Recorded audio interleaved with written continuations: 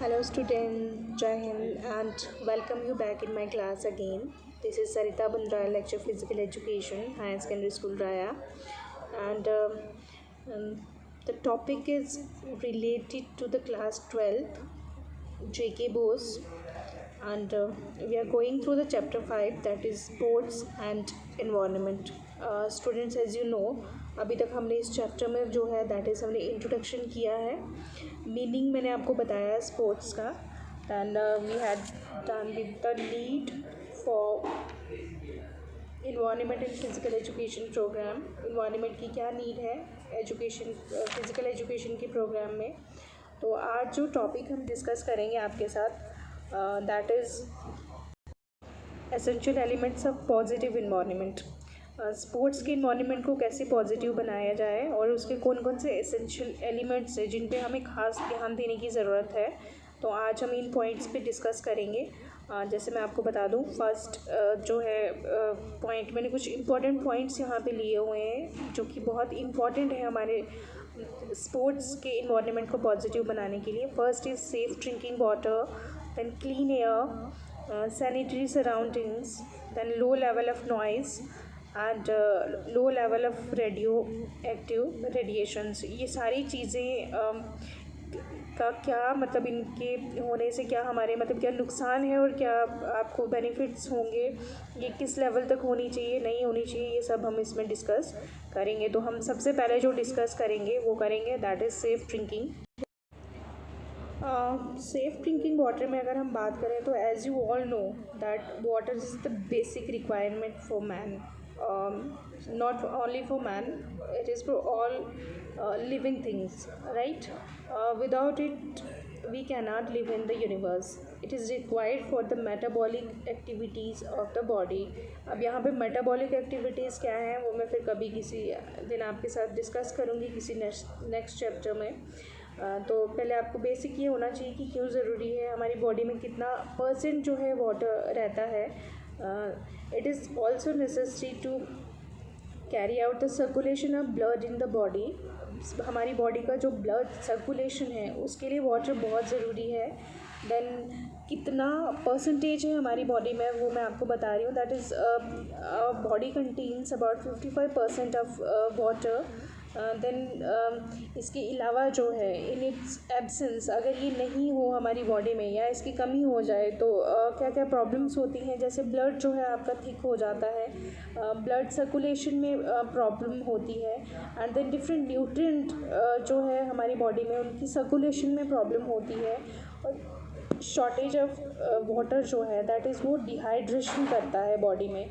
और you know what की dehydration जो है वो इतनी ख़तरनाक चीज़ है, इतनी डेंजरस चीज़ है कि वो कभी कभी इंसान की डेथ तक कॉज कर लेती है. तो यहाँ तक मैंने आपको बताया कि वाटर के क्या क्या बेनिफिट्स हैं या वाटर कितना इम्पॉर्टेंट है. बट इतनी इम्पोर्टेंस के बावजूद जो है अगर वाटर पोल्यूटेड हो तो क्या वो हमारी हेल्थ पे जो है बैड इफ़ेक्ट करेगा? डेफिनेटली करेगा. वो कैसे? वाटर पोल्यूशन जो है वो जैसे बहुत सारी डिजीज़ेज़ जो है वो पैदा करेगा, जैसे जो कि बहुत डेंजरस है हमारी हेल्थ के लिए. जैसे पोल्यूटेड वाटर क्या करता है, उससे डायरिया होने का ख़तरा रहता है, जॉइंडस, कॉलरा, टाइफाइड जैसी बीमारियां होती है. तो पोल्यूटेड वाटर जो है वो एग्रीकल्चर के लिए भी डेंजरस है. That is not also good for agriculture. Then उसमें ये क्यों हमारे लिए हार्मफुल है? बिकॉज पोल्यूटेड वाटर में बहुत सारे ऐसे केमिकल्स होते हैं जो कि हमारी क्रॉप्स के लिए अच्छे नहीं होते हैं, और अगर डायरेक्टली हमारे स्टोमक में जाते हैं तो जो मैंने अभी आपको बीमारियां बताई तो वो सारी होने के सारे चांसेस रहते हैं. तो प्योर वाटर क्या है और उसको आप कैसे पहचानेंगे, मैं आपको कुछ पॉइंट्स बताऊंगी. First point is pure water is free from salt. That is why sea water is not used. Pure water जो है वो सॉल्ट फ्री होता है. आप कभी भी देखिए समुंदर का पानी जो है वो पीने लायक नहीं होता बिकॉज वो खारा होता है, उसमें सॉल्ट होता है. Second thing is it should be colourless and free from contaminations. Colourless होना चाहिए. जो प्योर वाटर होता है उसका कोई कलर नहीं होता है, देन उसमें कोई भी मिलावट या कोई भी चीज़ें मिली नहीं होती हैं.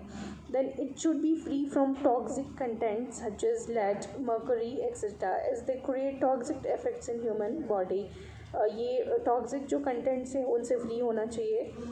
Pure water is free from diseases causing germs free. Then it dissolves solid 500 to 1000 mega per liter. Pure water does not cause any stains on cloths and it does not affect water pipes. ये भी एक पहचान है pure water की कि ये clothes पे कोई भी स्टेन मीन्स दाग नहीं बैठने देता. अगर आपको कहीं टेस्ट करना हो नॉर्मली ये जो आपके घर की पाइप्स हैं उनको भी कई सालों तक ख़राब नहीं होने देता. तो ये कुछ क्वालिटीज़ हैं प्योर वाटर की. तो स्पोर्ट्स में ये सब इतना बताना ज़रूरी नहीं है, जस्ट आपकी नॉलेज इन्हेंस करने के लिए ये सारी चीज़ें मैं आपको बता रही हूँ. तो जहाँ भी आपका स्टेडियम हो, जहाँ भी आप प्रैक्टिस करने जा रहे हो, जिम्नेजियम हो, व्हाटएवर जो भी हो, उसका सबसे पहला जो है पॉजिटिव चीज़ ये होनी चाहिए कि वहाँ जो ड्रिंकिंग वाटर हो एथलीट्स के लिए, प्लेयर्स के लिए, दैट शुड बी सेफ. ठीक है, तो चलिए हम नेक्स्ट पॉइंट की तरफ बढ़. Second point is that is clean air. Clean air जो है वो इक्वली उतना ही इम्पॉर्टेंट है हमारे लिए जितना कि वाटर हमारे लिए ज़रूरी है. तो एज़ यू नो कि आज की डेट में जो है दैट इज़ एयर पोल्यूशन जो है वो बढ़ता ही जा रहा है. और एयर पोल्यूशन बढ़ने के क्या क्या कारण हैं. बहुत ज़्यादा इंडस्ट्रियलाइजेशन हो रही है, अर्बनाइजेशन, पेड़ जो है वो कटिंग हो रही है, देन पॉपुलेशन एक्सप्लोजन, देन बहुत ज़्यादा एक्स्ट्रा यूज़ ऑफ व्हीकल्स. जो भी हमारी मॉडर्न टेक्नोलॉजी आ रही है जिससे हमारा क्या है हमारी सहूलियत तो बढ़ रही है, हमें लाइफ इजी होती जा रही है, बट उससे क्या हो रहा है इक्वली जो फ्रेश एयर है उसकी क्वांटिटी जो है वो इन्वायरमेंट में कम होती जा रही है. तो एयर पोल्यूशन जो है वो बढ़ता जा रहा है. पोल्यूशन जो है एयर में वो दो टाइप्स का होता है. एक होता है प्राइमरी पोल्यूशन, देन सेकेंडरी होता है, देन सेकेंड होता है सेकेंडरी पोल्यूशन. तो आप इस पिक में भी देख पा रहे हैं पोल्यूशन जो है एक तो नेचुरली जिसको प्राइमरी पोल्यूशन होता है जिसमें like dust, smoke, fumes, fly ash, cosmic dust, smoking extra, ये सारी चीज़ें जिसमें मिलावट हो उसको क्या कहा जाता है, प्राइमरी पोल्यूशन कहा जाता है. ये प्राइमरी पोल्यूशन जो है इससे हम इजीली बच भी सकते हैं, अपने आप को सेफ रख सकते हैं और ये इतना जो है हार्मफुल नहीं होता है हमारी बॉडी के लिए. लेकिन जो सेकेंडरी पोल्यूशन है, सेकेंडरी पोल्यूशन जो है वो बहुत हार्मफुल है हमारी बॉडी के लिए. और सेकेंडरी पोल्यूशन जो है वो इंसान ने खुद ही जो बनाया गया. तो सेकेंडरी पोल्यूशन और the net result of the chemical reactions between primary pollution with component of atmosphere. Primary pollution में जो केमिकल रिएक्शन जब मिल जाती हैं तो वो एक सेकेंडरी पोल्यूशन बन जाता है, such as sulphur dioxide, carbon monoxide, nitrogen oxide etcetera. ये सारी जो गैसेस हैं ये कहाँ से प्रोड्यूस होती हैं, इंडस्ट्रीज़ से, हमारे व्हीकल्स, जितनी भी व्हीकल्स चलती हैं उनसे, और बहुत सारी और भी ऐसी चीज़ें हैं जहाँ से ये सारी प्रोड्यूस होती. ये प्राइमरी पोल्यूशन के साथ मिलके ये सेकेंडरी पोल्यूशन बनता है जो कि बहुत हार्मफुल है हमारी हेल्थ के लिए. तो जो हमारा स्टेडियम है, जो हमारा जिम्नेजियम है, it should B for away from that polluted areas. It should not be near any factories or it should not be in crowded areas. ये थोड़ा सा मतलब ऐसे साइड में होना चाहिए, बहुत ज़्यादा दूर भी नहीं होना चाहिए कि जहाँ प्लेयर्स पहुँच ही ना पाएँ, बट सिटी के थोड़े आउटस्कर्ट एरियाज़ में होना चाहिए जहाँ की एयर पोल्यूशन इतनी लेवल तक ना हो. क्योंकि जब प्लेयर है वो जो बाहर जा रहा है, वो खेल रहा है, तो खेलेगा तो वो खुली हवा में सांस भी लेगा, और सांस लेगा तो अगर इतने सारे पोल्यूशन हमारे अंदर जाएंगे तो एक प्लेयर के लिए फिट रहना बहुत मुश्किल है. तो ये सेकंड जो है दैट इज़ एसेंशियल एलिमेंट है पॉजिटिव इन्वायरमेंट का स्पोर्ट्स में. देन हम आगे बढ़ते हैं, नेक्स्ट देखते हैं हमारा नेक्स्ट क्या है. Then third is that is sanitary surrounding. Sanitary surrounding से हमारा क्या मतलब है, क्लीननेस. हमारे आसपास जहाँ हम खेल रहे हैं, जहाँ हमारा स्टेडियम है, उसके आसपास में कितनी सफाई है, कितना साफ रह सकता है. If a person keeps his house, bathroom, washroom, toilet, kitchen waste, store room free from dirt, he can get rid of diseases like cholera, malaria, dysentery, diarrhea, dehydration, etc. You know all that.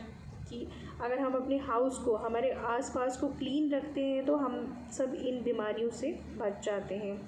तो same यही example अगर हम अपने sports environment के लिए use करें तो वहाँ भी हम इन सब बीमारियों से बच सकते हैं. तो हमारा जो सराउंडिंग्स है या स्पोर्ट्स ग्राउंड है या जिम्नेजियम हॉल है, it should B free from all the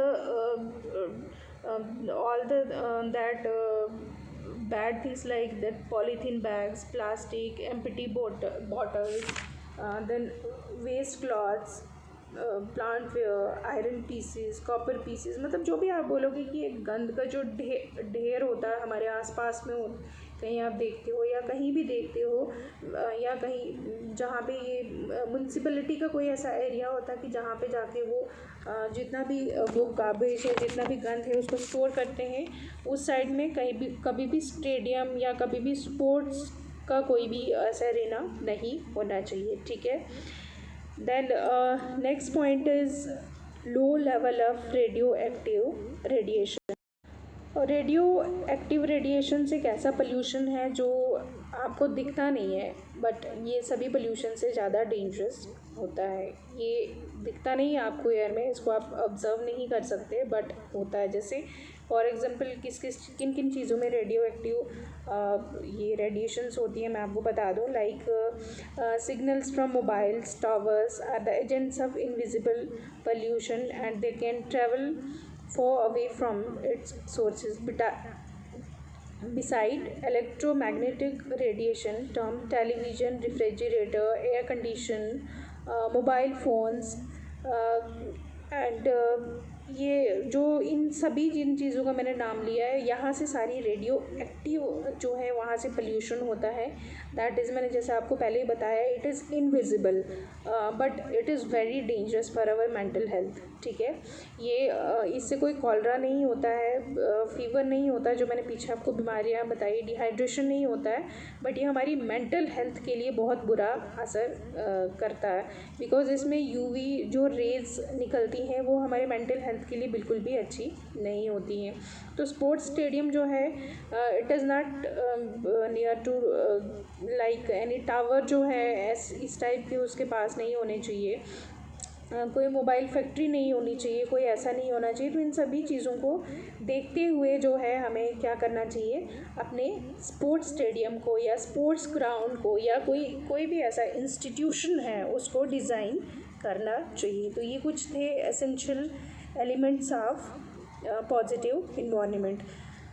तो ये मतलब सबको ही ध्यान में रखना चाहिए. फिज़िकल एजुकेशन टीचर्स हैं, लेक्चरर्स हैं या वॉट एवर जो भी ऑर्गेनाइजर्स हैं, उन सबको ये चीज़ें ध्यान में रखना चाहिए. तो ये स्टूडेंट्स के लिए भी जानना इतना ही ज़रूरी है. कल को आप भी इस फील्ड में आएंगे, आगे बढ़ेंगे, तो इन चीज़ों का आप भी ध्यान रखेंगे. तो इसी के साथ ये लेक्चर जो है मैं यहीं पे कंक्लूड करती हूँ.